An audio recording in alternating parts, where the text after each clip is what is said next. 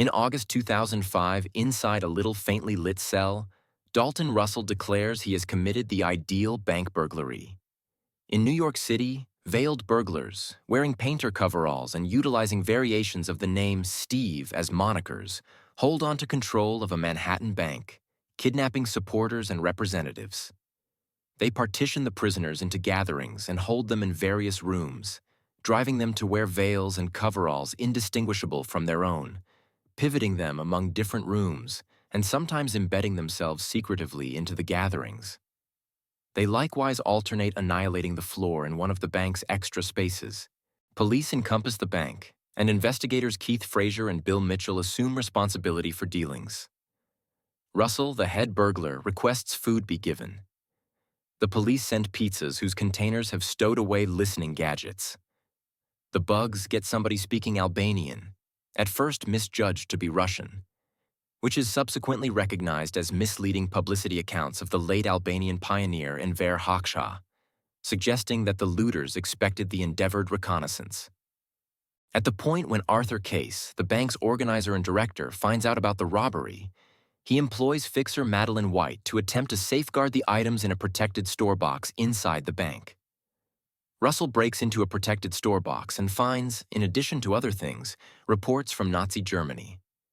White, utilizing her leverage with the city chairman of New York, is acquainted with Frazier and convinces him to let her discussion to Russell, who consents to permit her inside the bank so they can talk secretly. Russell suggests that Case began his manage an account with cash he got for teaming up with the Nazis, bringing about numerous Jews passing on during the Second Great War. Frazier requests to examine the prisoners prior to permitting the looters to leave, and Russell shows him around the bank. As he is being displayed out, Frazier assaults Russell, yet is limited by another looter. A short time later, Frazier makes sense if he purposely incited him, presuming that Russell isn't an executioner. Nonetheless, Frazier's decision is very quickly tried when a prisoner execution is organized. The execution prompts a crisis administrations unit group right into it. They intend to storm the bank, utilizing elastic shots to take out those inside. Frazier finds that the looters have established a listening gadget on the police. Mindful of the police designs, the burglars explode smoke projectiles, eliminate their veils, and leave the bank tucked away among the prisoners. The police keep and question everybody except can't recognize the indistinguishably dressed prisoners from the looters. A pursuit of the bank uncovers the burglars' weapons were plastic reproductions. They find props showing that the prisoner execution was faked, and no cash or assets seem to have been taken. Incapable to recognize the suspects and unfit to show a burglary has even been committed, Frazier's better requests him than drop the case. Frazier, in any case, looks through bank records and finds that protected store box number 392 has never showed up on any records since the bank's establishing in 1948. He gets a court order to open it.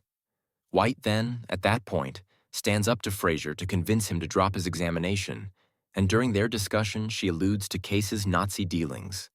Frazier won't stop his examination and plays a recording he had clandestinely made of an implicating discussion that occurred before among White and Frazier and the city chairman.